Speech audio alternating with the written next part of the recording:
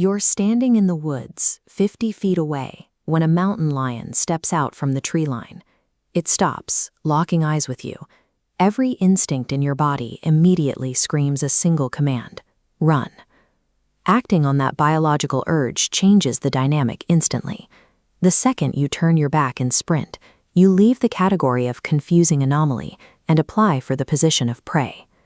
This diagram maps out a neurological reflex scientists call the prey drive. The visual trigger of fast, flailing movement bypasses the decision-making part of the brain and wires straight into the chase reflex. For the predator, this is closer to a reflex than a choice. A house cat ignores a still piece of string, but loses its mind the second you twitch it away. That same neurological wiring exists inside a 150-pound mountain lion. The movement itself flips a switch that stops the brain from thinking and starts it chasing. Running manually activates a lethal, automated response. Once that motion triggers the chase reflex, the animal's biology takes over, making a chase almost inevitable.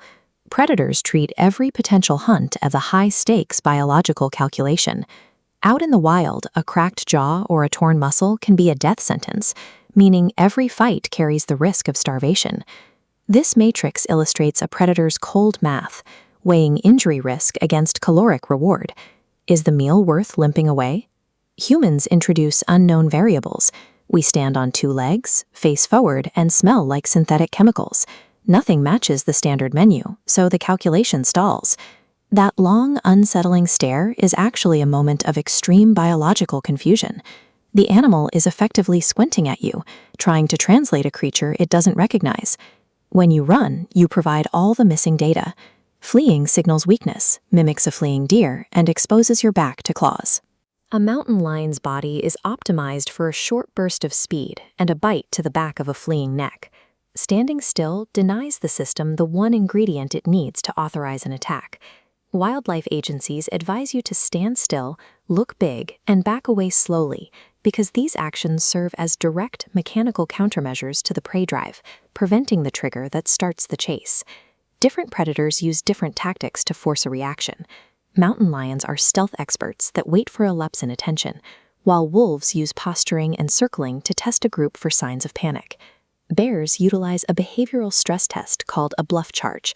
A massive bear will sprint at high speed and skid to a halt just feet away.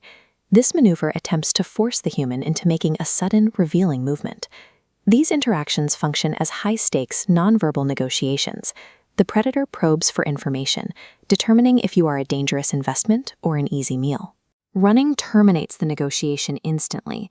Because a predator's speed is a physical certainty, fleeing defaults the human to a guaranteed loss in a chase that should never have started. There are scientific outliers where the animal bypasses this negotiation entirely.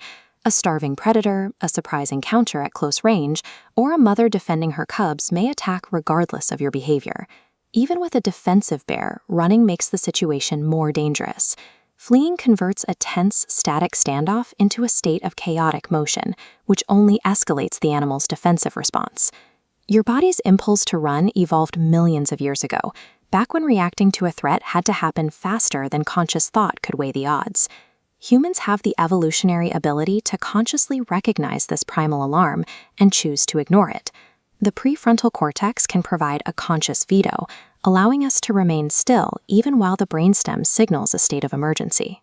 Survival depends on this cognitive override. Standing your ground uses the human brain's higher functions to purposefully short-circuit the predator's ancient hunting instincts. Research confirms that most wild carnivore encounters de-escalate naturally. Escalation usually requires specific ingredients, like an animal habituated to human food or a predator that has been injured and is running out of options. In the vast majority of cases, distance, stillness, and calm behavior shift the statistical odds heavily in your favor.